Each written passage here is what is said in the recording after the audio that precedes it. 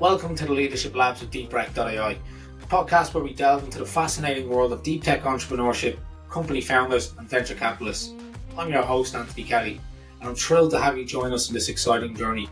In each episode, we explore the minds behind groundbreaking technologies, the visionaries who dare to push the boundaries of innovation, and the investors who fuel the growth of tomorrow's game changers. And welcome to this week's installment of the Leadership Labs. Today's guest is Tristan Rouillard, who is previously a co-founder of Hasty.ai and is currently the VP of ML Solutions at CloudFactory.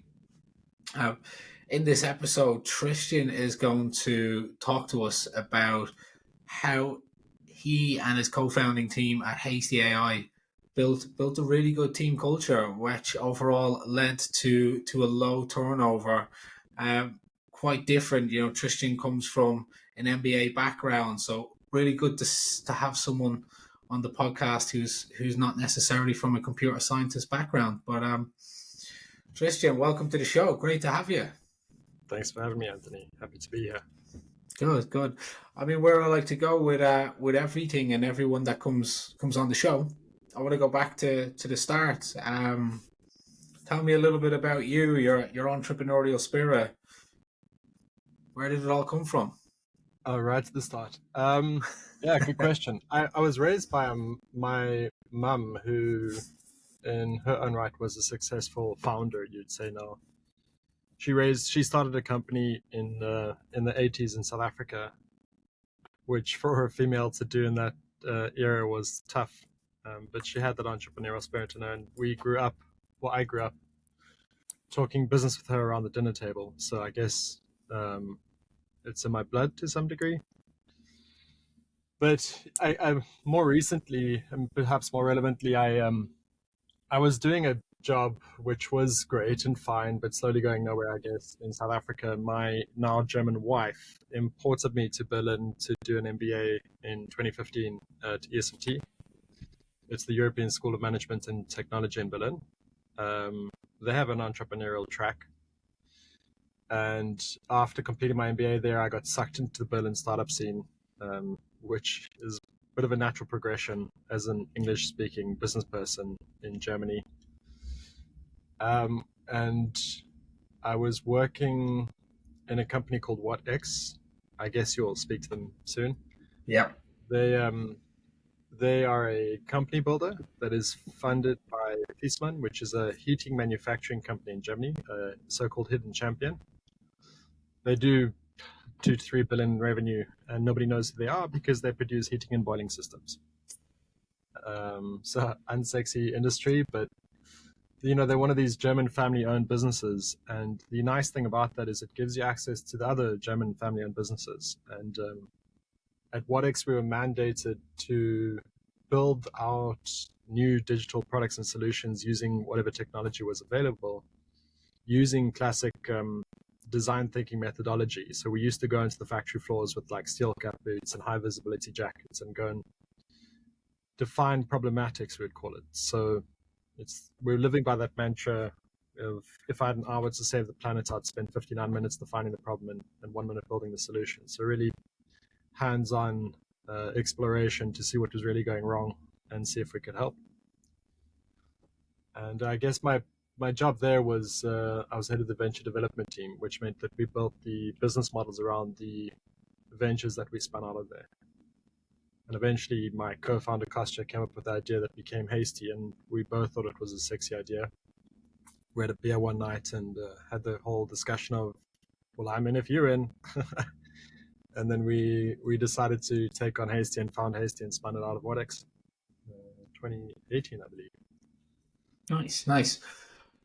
How difficult is it to get spun out of WATTx, right? And what I mean, like you said, 99% of the time you're searching for the problem. Like how clearly defined do you have to have a problem before you can go to them and say, do you know what? I think we have something here. I think even after we spun out, I was killing Hasty routinely. I very often, I think we got turned down by something like 70 or 80 VCs before we got our funding round. Oh, wow. And these VCs aren't idiots, right? They know what they're talking about. And we had to go back to basic principles all the time and say, okay, are we really doing something innovative? And we'd go back, is the problem in the market still persisting? Yes. Do we have a solution that technically we think could solve that problem? Yes. Do we have customers that validate that? Yes. Okay, then we're fine. We're on a good wicket. We just need to stay the course. But it's tough. We heard all kinds of noise in terms of people telling us it wouldn't work and why it wouldn't work. And I guess at the end of the day, to get funded, you only need one VC to say, I think it's a good idea. And after that, the dominoes tend to fall. Yeah. But it was really tough. I mean, it was also tough because we were 3 first-time founders doing a machine learning startup in Berlin in 2018, where Berlin then was not known as a machine learning hub. It was known as an e-commerce hub. So it was probably more expected that a machine learning startup would come from San Francisco or Tel Aviv or maybe France, maybe the UK to some degree, but Berlin was really not known for it, which was evident in a lot of the discussions we had in the industry in Berlin. We went to San Francisco at some stage to fundraise, and the level of discussion at that stage, at that time, was very, very different. Berlin's caught up since then, I believe. But yeah, it was rough. We had all kinds of teething issues. So what's been the journey then from, if we say, from raising VC money to becoming part of CloudFactory? What's happened in that? I guess you can call it a short period of time in the business world, but I bet for you it felt a lot longer. At times. I mean, at times it feels really long, but at times it also, looking back now, it felt like it went by in a blink of an eye. True. It was intense. I mean, I don't know if working long hours in a week defines success. I don't think it does, but I don't know many founders that have been successful without working long hours. Yeah, it feels rough at times, but I guess we had there's always this question of, did you get lucky or is it hard work? And I think you have to work hard to get lucky. Yeah. But we were fortunate to get a good angel investor. And then from there, we got a good VC, particularly in Shasta, which is a San Francisco-based VC, and particularly Isaac Roth, who's the partner that invested in us. He himself was a very successful founder 2 or 3 times and has been in the startup scene for a long time and is just a fantastic person and was more a mentor for me than a VC. And I think that's a rare dynamic when you have a VC fund you. I would say, though, that it's worth it to really work hard and look to find the right partner to invest in you. And that was an important milestone for us. And Isaac was just really awesome to have on the board. We had early traction and early success with Hasty. We had a go-to-market approach, which was product-led growth and a SaaS approach with the tooling that we built in machine learning. And revenue in the beginning ticked up really quickly. It was really easy for us to find good hobbyists and people that were passionate about what we do and would use the tool. But it sort of plateaus to a degree because you, from there, need to transition into getting large enterprise customers that can really move the needle in terms of revenue. And it feels like, at least in our market then, and potentially still now, it's not through PLG that tends to happen. It's more an ABM approach or a traditional sales approach where you get the economic buyer to back what you're doing. So we did some experiments and some tests to test that out, and they were successful with a more traditional sales approach, which sort of for us the conclusion was the traditional sales model still works because we're in a fledgling market. The problem was we had a fantastic product, but a sales team of 2. So we had to find ways to scale that because we're competing against much larger teams than us that had much bigger sales teams than us. So, how do you compete with those much larger sales teams? Because I think in a sales-driven market, the best sales team is likely to win more so than the best product, and we had built a fantastic product. But as I said, the team wasn't there yet. So we were quite fortunate in that we got a term sheet from a VC for the next round of funding. But at the same time, 3 companies reached out in parallel who were interested in acquiring us. So we ran the processes in parallel, and ultimately the way CloudFactory saw the market and the way we could leverage their existing go-to-market team and leverage their existing workforce, and the way the relationship was extremely symbiotic, sort of all made sense. And it became quite apparent relatively quickly that the best decision for the company and for the team was to go with CloudFactory. There are other softer things, like the culture match between the 2 companies was relatively high, or let's say a culture complement, and we'll get to that later. But their vision of what the future looked like aligned with ours very highly. And ultimately, we felt that we would grow faster and be a better company if we went the acquisition route with them, as opposed to raising and continuing. Do you know what? Really, I was going to say difficult, complex decisions to have to make for 3 first-time founders, but again, absolute credit to you to get it to where you've got it to in that time period, right? What was it? Hasty was about what, 3.5 years? Yeah, something like that. Yeah, 2 years with WATTx, and then we go from. I'm trying to go back from 2018 here. So we spent about a year in WATTx where they were still paying the bills for us, and we hadn't actually officially spun out the company. I think we officially founded the company early 2020, and then we acquired mid 2022. So I mean, that's our VCs were rather happy. It was a rather fast turnaround in ROI. That's a good one. And this is where I wanted to go with that. Look, all the business education you can take in the world could not probably prepare you for that 2.5 year window, particularly the last 3 months right before being acquired, what goes into it, understanding value. Did you have an opportunity? Did you go back to WATTx? Did you go back to your previous angel investors and say, look, this is what's going on, and sort of pro and con, weigh up all these offers? Or because I'm sure you don't make a gut feeling on something like this. No. I mean, if there's one thing we've done well as a team is we've collected mentors.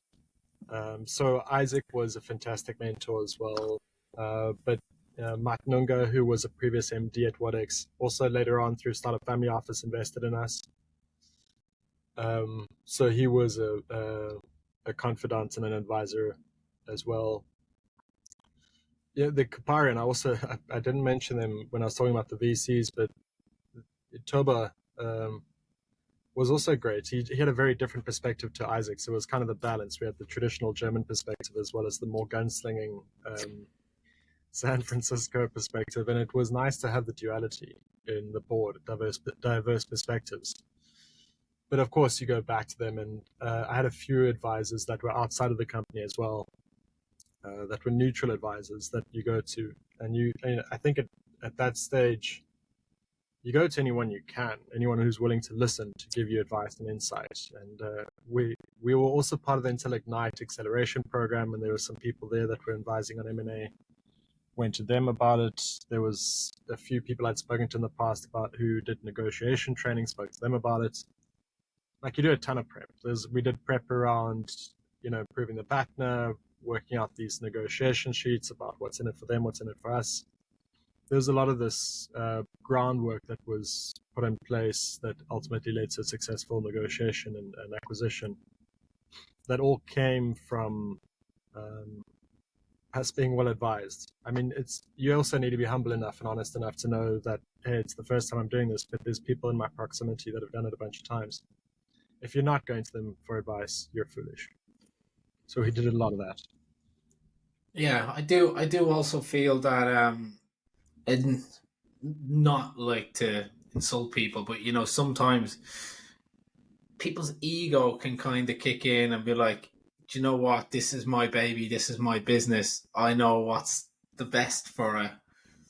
But reality is, like, if you've not done exits before, if you've not, raised multiple Series A or Bs or been part of boards for this, that there is an element where I guess you just got to be a little bit more humble and eat that humble pie. I can kind of see where it comes from. When you're founding something, you tend to have two main interactions, or three. The interaction with your team, the interaction with potential customers, and the interactions with investors or potential investors. And all kind of expect you to know the answers. So you get into this rhythm and habit of fronting up as if you know what the hell you're talking about all the time. That it's relatively easy to get caught in that, and you get into like a rhythm there that like you've got all the answers, or you need to have all the answers, and it's important to be able to and be comfortable to say, actually I don't know, and it's not a weakness to say I don't know. Yeah, it can be a strength. There's a very big truth about that. One has to really, there's a few things that like you have to remove the ego, but you also have to not fall in love with your solution. These are kind of two golden rules for a startup. Fall in love with the problem, not the solution. It's hard though, it's hard. It's very hard. You've gone from being the guy to being the guy that leads the answer off the guy. Yeah. Yeah, it was also, coming back to the team, it's also interesting to work with them. We had to find the right balance in terms of where we show that we had clarity of thought and giving them agency to be involved in strategy. In the beginning, we would define as a founding team strategy to quite a large degree, and then more or less dictate that to the team. And they said, this is frustrating. We want to be more involved. We want to be involved in decision making. It's like, okay. And then the next time we didn't brief in the solution, we briefed in the problems we were facing. And then the response we got from the team was, this is absolute chaos. You guys don't know what you're doing. Like, man, this is what strategy is. It's taking chaos and taking a lot of unorganized information, deciding what you're not going to do more often than not, and then bringing some clarity to that and turning that into like a path that the team can follow. So we realized that you need to have a bit of a balance there. And you can't brief in the problems raw to the team. You've got to tune it a bit. And I wanted to get into this with you because, something that you've said, you've put a lot of the success down to of Hasty is, the good team culture. You got the right people in. You got. I don't want to say too much because it might actually give away from what we're talking about. But it worked. It just worked really well for you, right? You can get people, you can keep them longer, you can get them engaged, they're able to hold more value in the business because you're able to retain that knowledge, right? There's just so many benefits to low turnover. That's not just cost. You keep specialties and expertism within your four walls. Just kind of give us a bit of an idea. Well, first off, let's say good team culture. How would you define a culture before we talk into how you try to make an impact on the culture at Hasty? Good question on how you define it. I think it's really difficult to define.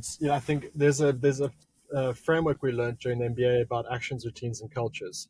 Actions lead to routines, routines lead to culture. And it's small things you do on a daily basis that compound. So I think it's also, there's a lot of intangibles there, but there are a lot of things that come through in things like core value of the business, and everything in between. We were fortunate in one sense that we did inherit a lot of good practice and good culture practice from WATTx. We did some tweaks and we made things our own, but some of the fundamentals were there. When I was at WATTx, the team had similar characteristics in being delightfully strange. I call our current team a band of misfits, and I do that with pride. They're all extremely weird in the best way, and that's not a mistake. We designed for that. We wanted diversity of thought. We wanted individuals that would bring unique perspective. We wanted to give them agency. We have a team of mostly seniors for a reason. I think in the early days that's important. There's certain truisms around good people invite good people, or good people attract good people. There's certainly a snowball effect to this, in the sense that if you get it right early on, it snowballs and it perpetuates, and it sort of takes a life of its own, and you can then, it feels more like cultivating it as opposed to building it to some degree, and that's those things happen for us. So, as strange and diverse as our team is, there are certain truisms that play through that are now part of our core culture, in the sense that we treat the team like adults. We expect them to get their work done. There's a certain reliability and honorability amongst the team. They are there to support each other and us, and when things, especially when things go wrong. We encourage a culture of dissent, in the sense that anyone from whoever it might be in the company would, without question, tell me in a heartbeat that I'm an idiot and I have no idea what I'm talking about and why. Probably not that I'm an idiot. We don't, we try to keep the dispute about the work, not the person. But the point is, no one's afraid to tell someone when they think that they're wrong, and back their point. And there's a few things like this that we spent a lot of time cultivating. And you can see it now in new hires. When somebody joins the team, it takes them a few months to sort of, is this for real? Then they realize it is for real, and then they tend to adapt and adopt that culture. So, yeah, you asked me to define culture. That was a very long-winded answer. Sorry about that. But I guess there are probably, for me, two main components. It's like the small intangibles that people do on a daily basis, but that translates into the core values of the business. Oh, I like that. Really, really good answer, because I do find it is hard to say what's culture. I mean, you go to Google, cultures, free lunch, backpacks, the best equipment, right? that's what Google's culture is. They give you toys to make you stay longer, to make you work harder, and they probably pay it a little bit. Well, no, they do pay a little bit more money too, because their culture is hard work and rewards. Theirs is black and white, right? Other companies have ping pong tables. They try to get all these gimmicks, but there's elements of that works. But I think the way that you talked about it, the layers of communication, the way that there's almost like a script in place in your business of how you can communicate and talk to people when there's a problem, what you're allowed to say, and how you actually approach it. So that in the case there's not someone going to be like a kettle and they're going to be steaming off and they're going to be very frustrated with their work. But there's no company handbook to say, yeah, do you know what? When you're really annoyed, come over and tell me that you think my idea is crap. You don't put that in a handbook. It's not possible. But ultimately, a good process behind it and something like that makes it real. Makes the culture happen. I guess sometimes it would happen. The founding team, we're a bit like siblings at this stage. We've gone through battle together, so we know and love each other fiercely, but we also do fight like siblings. And especially myself and Alex would sometimes have a go at each other in front of the team, and it's not a bad thing. It's a good thing, because you sort of set the tone. It's totally fine to disagree with each other, and it's totally fine to get hot behind the ears a bit. But we would always come to a resolution, and then afterwards apologize if one of us crossed the line in one way or the other, and hug it out, have a beer, and then carry on working together. And that's totally fine and totally normal. And I would say to people, actually, we had a weird ritual, and still have a weird ritual, which is, if you have a meeting where you have a go at each other and you end up having a bit of an argument in the meeting, it has to stay about the work. Look, that's rule number one. It should never get personal, and we've stayed to that, which is true. But afterwards, I'd actually say to people, thank you for caring enough about this to fight with me about it. I love the passion. I love that you're dedicated to it. I would take that over apathy every day of the week, because if you're fighting with me, you care, and that's the only thing I can ask. I If you love don't that. care, you just have to sit it. You're just like, oh, I don't care. Who, what's the that point of arguing about this anyway? And that just hit me. that's that scares me more than conflict. Much, much, much more than conflict. Yeah, Conflict's fine. yeah, Apathy's not. man. Do you know what? That is one incredible way of looking at it. Mm, People that aren't willing to fight for what they do, fight for where they are.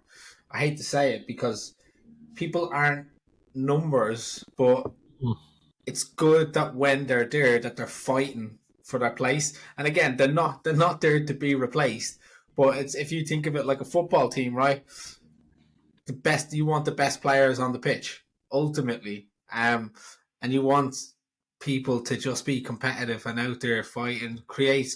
I'm pretty sure with conversations like that, it's creating like a new layer of innovation within the teams, right? Because people are disagreeing, they're arguing. Someone in the back corner maybe didn't even say anything. It's like, I've an idea that can solve everyone's problem, right?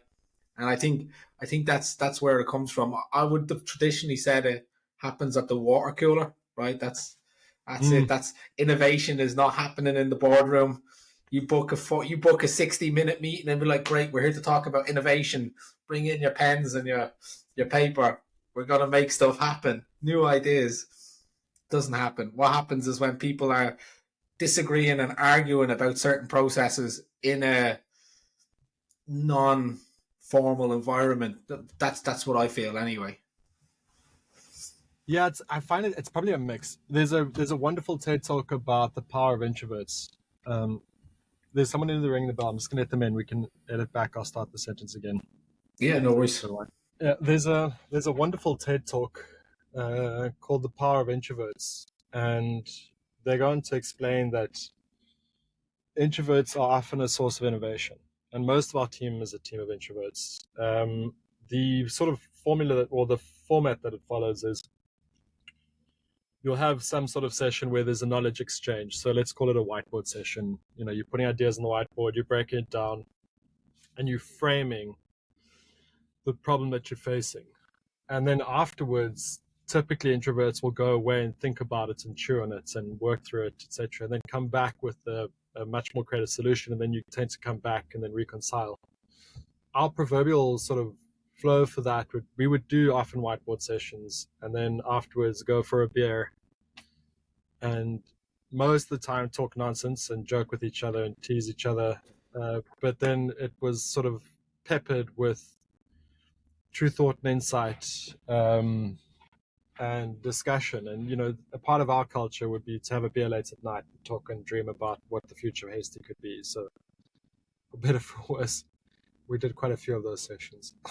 It's good. I mean, it's all these little things and these things and what you've just talked about feedback and create culture. Yeah, they create who you are. You don't even know it, but next thing you know, you have people that relate to you. They understand your values, and that's where you said they're now happy to get in an argument, right? Which is good. Yeah. Now, I wanted to talk to you because something that you said you feel you have done really well, is, as well as building a culture, is hiring. You say there's, I don't want to use the word shock, but there's a change from when you come from one business to Hasty, and that's in the way there's a change in the culture. But naturally, then it could make it hard to hire people, right? Who's going to be a culture fit? What's a culture add? Like if they're good technically, but they're just not right. You think that there's a fraction of a chance that they could upset the perfect balance that you have there, how have you defined a hiring framework to sort of make sure people can meet this? Yeah, we're very deliberate there. And you mentioned a perfect balance. We've never had a perfect balance, but you find that the culture becomes quite robust after a while. It can take a lot of shocks, and we certainly shocked our culture a ton. Like, we went through all kinds of things, from bankruptcy scares to whatever, 2 market shocks, 3 market shocks, and the team endured a lot. So you come to realize that if you get this right, it does make your team robust. But we had a 3-step hiring process that we still use today, and every time we did not do one of these steps, it was a disaster. So we now do it religiously. And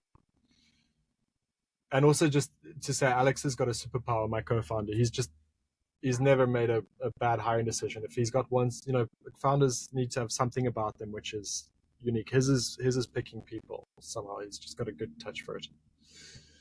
But we have a 3-step hiring process. The first is the initial screening. So typically we do that initial screening with the team lead that the person will be working with. So we believe in that with the first call. And that's, just it's a bit more formulaic, what's the person looking for a role, what the salary expectation, starting date, etc. Is there anything that would disqualify someone from round one? Yeah, we tend to watch for the I a lot. Yeah, it's I on my own got this startup from 0 to 200 million in revenue. Oh, did you really? So that wouldn't work if somebody, we've got very strong bullshit radar in the team, and if somebody's bullshitting too much in the initial call, like we don't enjoy that. So I think humility is important in the first meeting, probably. But that's probably the biggest one. The second one is sort of a 2-stage approach. We do a technical challenge. So we don't want the technical challenge to be time consuming. And if somebody can send us a GitHub repo or something that's pre-existing that makes the lift on that a little bit lighter, we will do that. But we also do it for business roles. So we will design a case, and the case should replicate day-to-day work, even if it's a sales position or a marketing position. But we want to see the product of somebody's work that, and it'll become apparent why in a second. But we want to see basically how they would work. So we try and brief in a task that's as similar to daily work as possible. That then gets reviewed by the team, and it gets reviewed blind. So the people that are reviewing the case cannot see the profile. So that we try and use that to justify the claim that we build to a large extent a meritocracy. Yeah, it's actually non-bias interviewing. Quite common. I think certain companies have brought that in, taken names off the resumes for I think let's say large banks that need 1,000 people. They've taken names off the resumes, genders and ages completely.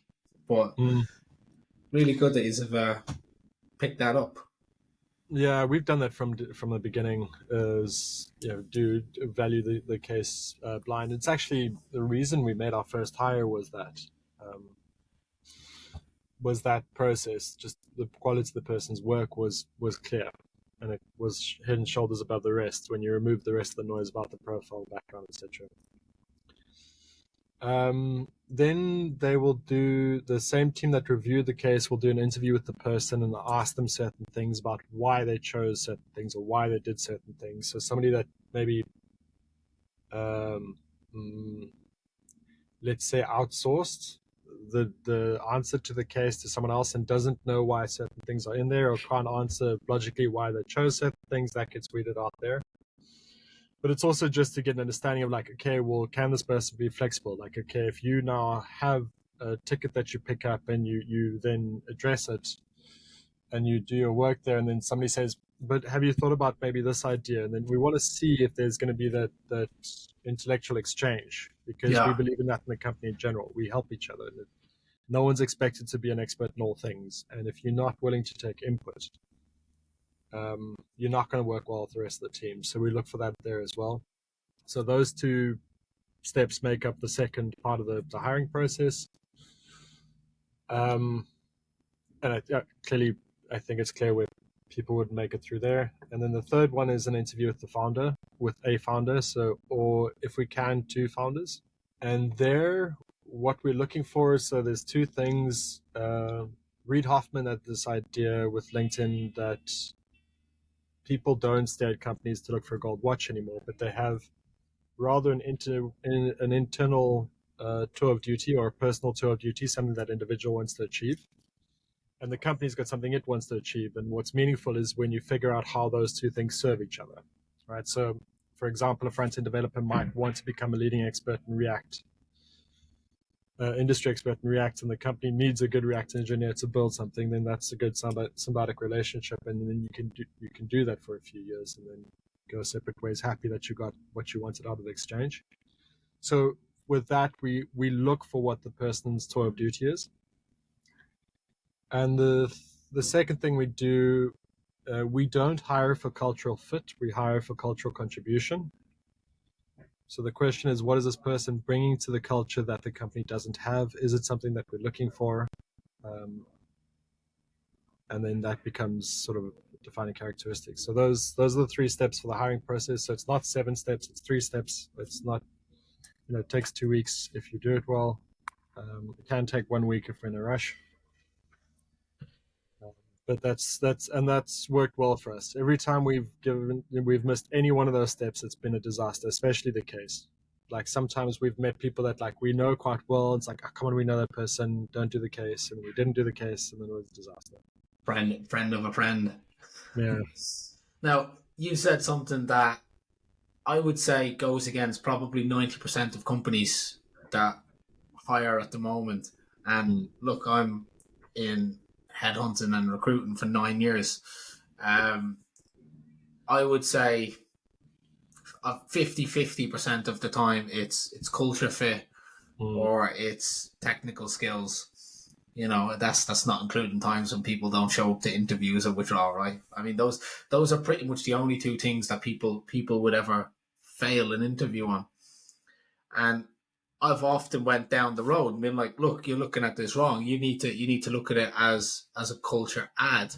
And they were like, oh, he's like, they'd be the things that companies would say is, oh, his interests just don't align with the team. I'm like, that's good. Like ultimately that's good, right? Because if he can make or seem your product be interesting to his brain type people, his personality type of people, you could essentially unlock a different market. Is that what you thought? Or were you just always like, yeah, we're going to go for people who have unordinary cultures who can give unordinary results? Is that what you planned from the start? Yeah, I don't know. We liked weird in a good way. So I guess you have 2 main archetypes with businesses. It's this model of exploit versus explore. So businesses go through 2 different phases typically, but in an exploration phase, creativity is important, and in an exploit phase, execution is important. If the companies they use to demonstrate this is BIC as an exploit company, really low innovation over the last 30 years. They produce pens and lighters and a few other things. But they just execute more efficiently than anyone else can, right? So they're like the archetype of exploit. I mean, of course, it's not binary, and all these companies are on a spectrum to some degree, and you do tend to fluctuate in the spectrum, but to some degree, it's relatively hard to go from pure exploit to explore and vice versa. Then another example of explore might be IDEO. It's a creative consultancy. They, by definition, need to be creative on a daily basis. So they foster and explore culture to a large extent.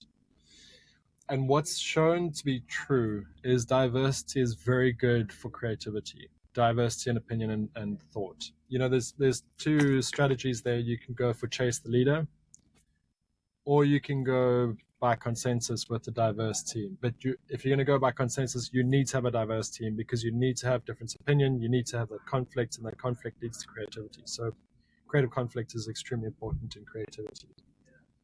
And we were clearly designing a team for creativity. So explore was very important to us. So we optimized on individual thought and on diversity. So diversity in many ways of defining that. We definitely did not want a team of ordinary, in inverted commas, people, because then you get ordinary results. So we liked outliers because outliers give you abnormal results. I think, many corporates will de-risk a hire process. So HR teams will actually talk about that. It's like it's a risk-free hire. We would do the opposite. We would go for a high-risk hire. Because at the end of the day, we wanted a band of misfits. We wanted like a team of weird, because that's how you get weird results, and that's how you outperform, right? So, I'd say that was very conscious. And I think it was, our first hire, Hasnain, was a Pakistani machine learning engineer with like a military Pakistan background. And I think he'd been excluded from a bunch of German corporates for that reason. And he ended up being a fantastic hire for us. He's moved on to another company now. But for the 3 years he was with us, he was a huge value add, both technically, he's just a technically extremely good machine learning engineer, but also he's so weird. And he's so inappropriate. And he'd make like these culturally inappropriate jokes all the time, but they would be from a position that he would show that he knows the culture. So he's not teasing other cultures on a superficial level. It's like an extremely deep level, which means he first has the respect to learn about the other culture, and then the, the judgment to completely rip them off about their culture. So I don't know. It was an interesting mix, and he was definitely a character, but definitely, that was our first hire, and he was definitely instrumental in like building the character we have today, and setting that tone. Yeah, I've met Hassan. He's a good guy. I'm pretty sure he was one of the guys that spoke at my event, one of my events from Hasty. Yeah, batch is crazy, but lovely. I mean, I do really just want to go back and just compliment, and I guess, look, you're talking about the benefits from low turnover now, and how that created a good team culture, and basically you've done it by not going what the startup status quo is, which is safe hires, hire people, gut feeling, because these are all the things that I've actually started going around to like incubators and speaking at incubators about a bad hire is going to cost you like 30, 40, 50 grand. You pay them, you rehire for them, whatever work they do is pretty much gone, right? It's expensive. And most startup companies, they make decisions, gut feeling, and their bias. It's like Anthony from Dublin. He's interviewing for his tech startup. He meets Patrick from Dublin. Patrick's a developer. Anthony's looking for a developer. Anthony hires Patrick because he's from Dublin. They support Liverpool, and he thinks they'll just get on great, right? How much of the market am I leaving unexposed to me saying, like, to potentially hiring someone who could become world class? Patrick's never going to argue with me. He's never going to challenge me. We'll probably become more like buddies and long-term buddies than that's siblings, right? Because we don't have that difference in thought. But I think you unintentionally cracked it. There's a different strategic advantage there, actually, if you think about it. So we're typically dealing in markets that are strong markets, which means demand for talent in strong markets is relatively higher comparatively to other markets. And if you go with the premise, or you believe the premise, that talent is equally distributed but opportunities not, your likelihood of finding a strong talent that can outperform in a weaker market is much higher. So being open to things like remote, or at least being open to bring people in. And today with things like blue cards, etc., we brought tons of people into Berlin, and it's super easy to do, actually. But your likelihood of finding a proper talent with that route is actually much higher. So we've had this like quasi-remote model since pre-COVID. So COVID actually didn't disrupt us much at all. But I would say, beyond bringing diversity of thought, you are opening your intake of potential talent much wider, and it's served us well. We've got people I think we're in a team of about 40 now. We represent 20 something nationalities, and that's been good for us. It's we've got some extremely talented people that we would not have been able to find, I think, in a more efficient market. Good. I wanted to ask Tristan. So, you talk a lot about how the values are in the business, how everything, I guess, just sort of flows. Where and how do you communicate things like your values, your mission? I guess the things that when people join Hasty and they think, yeah, I join it, I love the values, I love the mission, I think it's the right place for me. Is it something you just see in the interview process, or how are you trying to create those people that really believe in the values and the culture that can also be your underpinning culture architects for like the next generation of talent, which sounds quite weird as if we talk about them in terms of like siblings, but yeah, the next generation of talent. Yeah, just one clarity, but like it's not always easy going in smooth sailing, right? So we have had issues, right, across the board. But a good culture gets you through those issues, and that's, I guess, kind of the point. So if from the outside it looks like we've just been sailing along, that's great, but it's not true. But it's certainly having the team and the team that cares as much as they do has been a great help for that. We do, in terms of where we communicated, I think people tend to turn to certain value and culture principles in conflict resolution, right? So like, hey man, if we're going to believe in whatever the principle might be, then this is the way we should proceed. So that's one area that it comes through. The other thing that we do is I actually pitch Hasty as a startup to every new hire.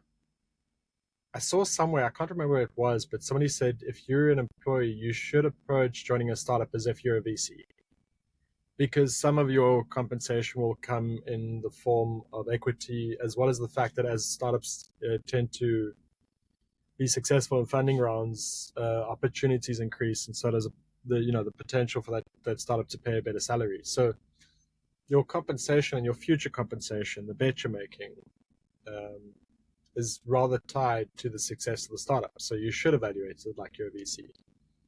And that kind of stuck with me. And then I was sitting and speaking to Costa one day, and I was like, but if they're doing this, or if they should do this, why don't we make it easy for them and we just pitch them? So everyone that comes, I pitch them as if they're a VC. And hopefully after that pitch, they have an understanding of what we're trying to achieve as a business. And, I then encourage them and say, look, it's your chance to ask me like shit questions. Ask me, there's nothing taboo here. Like, this is your opportunity. Put me on the spot. What don't you believe in the business model? What do you think should be better? Like, poke holes in it, tear it apart. If you find something that we haven't thought of now on this, we can address it. And like, this is the right place to find it, not later on in the market, right? So we pitch everyone in the company that joins as if they're a VC. And then I think the rest of it is just informal. Like, we don't formalize it too much. We recently wrote our values down, but it's the first time we've written them down in 4 years. So that is a first that I've heard that. Yeah. So I mean, it's not a case like where you pitch someone on an interview, they join. Did they hear an update on how hasty a progression against that mission during the year, during the month? Is that Yeah, we're extremely transparent. I mean, even when we were running out of cash before the last funding or before we acquired, so you get like your burn rate comes down, and I guess the point is you want to stretch the capital as much between fundraising rounds as possible. So I don't know, my feeling is if you're doing it right, it gets tight. Otherwise, you have too much capital, and I think too much capital for a startup is not a good thing. So even when I was like, oh shit, we might have stretched it a bit too far. We might be looking at a bridge round here. So even when we're in that situation, we're completely transparent with the team, and we're like, look, we ran out of cash. These are our options. So we'll do that as a plan A, that's plan B, and that's plan C, right? And then like the whole team knows exactly what's going on. And it's like, okay, we're tracking out to revenue. That's where we want it to be. This is where we are. And obviously expectation doesn't always meet reality. I mean, we far exceeded revenue. No, I'm joking. We didn't. No one far exceeds revenue, especially not in machine learning. Not with costs. Yeah, far exceeded costs. yeah, right. So we were always extremely transparent with the team about how we're tracking. Um, it's the only way we knew how to be. And the thing is, you find that if you hire senior people and you hire good people and good talent, and you are transparent about the challenges you're facing as a business, they tend to surprise you with really cool solutions to those challenges because, hey, guess what? They're actually quite smart. That's why you hired them. So if you don't give them agency or at least give them awareness of what's going on, how can they help you? Yeah. So it served us really well to be very transparent. I mean, it's a good benefit, right? While you're probably head in the books with financial books, I mean, they're looking at other aspects of the business that you're just not, which ultimately kind of call it delegation, maybe. Well, I mean, it's I think not so much delegation, but it's again that diversity of thought. Like a product designer is going to think about a problem very differently to somebody who studied finance. Absolutely, who's going to think about it very differently to a journalist or an ML engineer. So they just tend to break the same problem down in a different way. Even like defining what our ICP was, the ideal customer profile. Like the people would break it down from very different angles, and it was always quite insightful and interesting to hear how like a QA engineer views our ICP. It's very different to the way I would have. That's interesting. Coming up to a close now, Tristan. I've gotta finish off with the quick fire questions. You ready to go? Yeah, shoot. Nice, easiest one. Book, podcast, or content. What would you recommend? You asked me. Is the CEO within? It's something like this. All right, 1 second. Give me a second. I was listening to it this morning, but my memory is shot. Is it a podcast? Yeah, it's a podcast. Diary of a CEO? That's the one. Thank you. Yes. Great. And the other one is How I Built This with Guy Raz. I've loved some of those stories. They're really cool stories from that. Yes, they're really good. Wait, I've lost you. Oh, am I back? Hello? I got you back. There Good. Second question. I don't know what way this one's going to work out. What are your 3 non-negotiables when it comes to leadership? Humility, trust. You mean what I expect from the leadership team, or from? No, I guess the non-negotiables you set for yourself and you set for people that are going to be with you. I guess it's kind of like your personal values. Yeah, humility, trust, and it's a weird one, but love. And it's got a place in the office. Yeah, it's a weird one, but yeah. Love what you do. Love your team. Love the people. Like there's just respect, like respect I think comes out of love.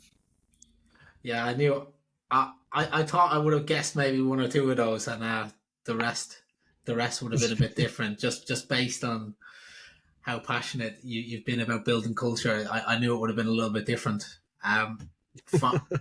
Final question, Tristan. If you could do it all again, what would you do differently? In the beginning, when we started Hasty, we did a lot of the small things well. And it's the small and glamorous tasks, like going through and like checking who signed into the tool on a daily basis, and like seeing if you can figure out something about that person from, say, an email address, and just like getting to understand who's in the tool and what are they doing and what are the actions. And we were really good at monitoring that. And then we got the fundraising round, and there was a lot of pressure to scale. So then you think you need to do big things to scale. So big market launch, revamp the website, get expensive salespeople in. And that all fell flat. And so we had to go back and then go back to doing the basics well. So there's I forget the book, I think it's 0 to 1, where they took in the beginning about do things that don't scale in the beginning. Going through every sign up doesn't scale, but I would have done it for longer and done it as a founder for longer than we did. We tried to turn up the screws on our go-to-market engine far too early. So I would have stuck to doing like the unglamorous basics well for longer. And I think that actually those are the things that compound. Anything you have that compounds on a daily basis is what leads to growth. 1.01 to the power of 365 is much, much bigger number than 0.99 to the power of 365. And that was an important lesson for me to learn when building Hasty. And we got it wrong at some stage and had to really go back to the drawing board and go back to what was working for us in the beginning. And it's quite hard to do that once you've rung the other bell and you say, okay, no, cut all of these expenses, cut all of that, go back to the basics. That was an expensive exercise. That's a good like 200-300K that we lost with that. Do you know what? What a fantastic example, Tristan. And what a powerful closing statement. Great episode. This week's guest was Tristan. This is the Leadership Labs. Thank you, Tristan. Thank you for having me. That concludes another enlightening episode of the Leadership Labs podcast. If you found today's episode thought-provoking and informative, be sure to subscribe to the Leadership Labs on your preferred podcast platform or on YouTube. Thank you once again for joining us on this journey through the Leadership Labs. Until next time.